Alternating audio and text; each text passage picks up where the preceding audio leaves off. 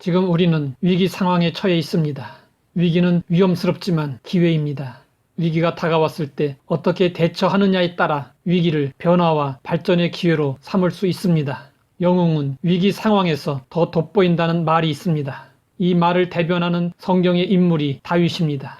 다윗은 사무엘에게 기름 부음을 받고 장차 이스라엘의 왕이 될 것이라는 약속을 받았습니다. 하지만 현실은 그 약속과는 거리가 멀어 보였습니다.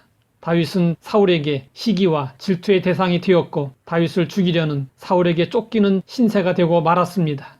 다윗은 아둘람 굴, 마온 황무지, 엔게디 요새 등으로 사울을 피해 도망 다녔습니다. 그러다가 다윗은 블레셋의 아기스 왕 아래로 들어가 그의 부하가 되었습니다. 그리고 자신을 따르는 600명의 군사들과 함께 시글락 성읍에 정착하게 되었습니다. 1년 4개월이 지났을 때 블레셋 왕 아기스는 이스라엘과의 전쟁을 준비하면서 다윗에게도 함께 나가 싸우자고 했습니다. 다윗은 거절할 수가 없어 참전하겠다고 했습니다. 실로 다윗에게는 위기의 순간이었습니다. 만일 다윗이 블레셋 군대와 함께 이스라엘 군대를 대적하여 싸운다면 그는 동족 이스라엘과는 원수가 되어버리므로 이스라엘의 왕이 될 수 있는 자격을 상실하게 됩니다. 다행히도 블레셋의 장관들이 다윗을 의심하여 그를 전쟁에서 제외시키자고 강력하게 요청했습니다. 이로 인해 아기스 왕은 오히려 다윗을 설득하여 전쟁에서 그를 제외시켰습니다. 다윗은 극적으로 위기를 모면하게 되었습니다. 다윗은 그의 군사들과 시글락으로 되돌아왔습니다. 그런데 그 사이에 성은 아말렉 사람들에게 침략을 당하여 불타버렸습니다. 소중한 재물들이 약탈당했고 다윗과 그의 군사들의 아내와 자녀들이 다 사로잡혀가 성은 텅 비어 있었습니다. 기가 막힌 상황 앞에서 다윗과 그의 사람들은 주저앉아서 통곡을 하며 울고 또 울었습니다. 더 이상 눈물이 나오지 않을 때까지 울었습니다. 그 와중에 어떤 이들이 불평하며 다윗의 무능력을 탓했습니다. 그중 몇 사람은 다윗을 돌로 치자고까지 했습니다. 그들은 환난을 당하자 지도자인 다윗에게 모든 책임을 돌리고 배반하려고 했습니다. 또다시 다윗에게 커다란 위기가 다가왔습니다. 다윗은 크게 다급했습니다. 홀로 고립된 신세가 되었고 사방으로 둘러싸인 상황이 되어버렸습니다.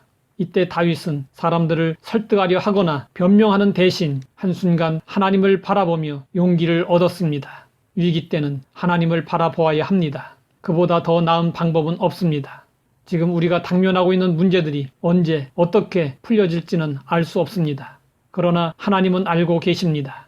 그렇기 때문에 하나님을 바라보는 것이 중요합니다. 다윗은 하나님을 힘입어 용기를 얻자 에봇을 가져오도록 했습니다. 에봇은 대제사장의 의복입니다. 에봇의 흉패에는 하나님의 뜻을 묻는 계시 수단인 우림과 둠빔이 부착되어 있었습니다. 제사장 아비아달이 에봇을 가져오자 다윗은 하나님께 물었습니다. 내가 이 군대를 추격하면 따라잡겠나이까? 그러자 하나님은 약속하셨습니다. 그를 쫓아가라. 내가 반드시 따라잡고 도로 찾으리라. 다윗은 급박한 상황에서도 서두르지 않았습니다. 하나님보다 앞서 행하지 않았습니다. 다윗은 침착하게 하나님의 뜻을 물었습니다. 하나님의 응답을 사람들에게 전하자 분위기는 진정되었습니다. 다윗을 돌로 치자고까지 했던 자들도 다윗의 말을 믿고 따르게 되었습니다. 다윗은 아말렉 군대를 추격하여 그들을 물리치고 재산과 가족들을 모두 되찾았습니다.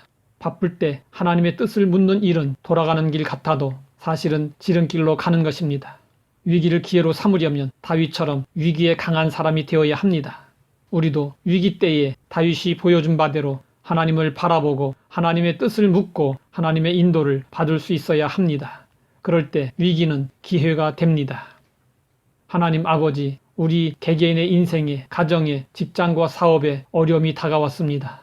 언제 끝날지 알 수 없는 위기 상황 속에서 위기를 기회로 삼는 방법을 다윗을 통해 배웠습니다. 다윗과 같이 믿음 위에 굳건히 서서 행할 수 있도록 도와주시옵소서. 예수님의 이름으로 기도드립니다.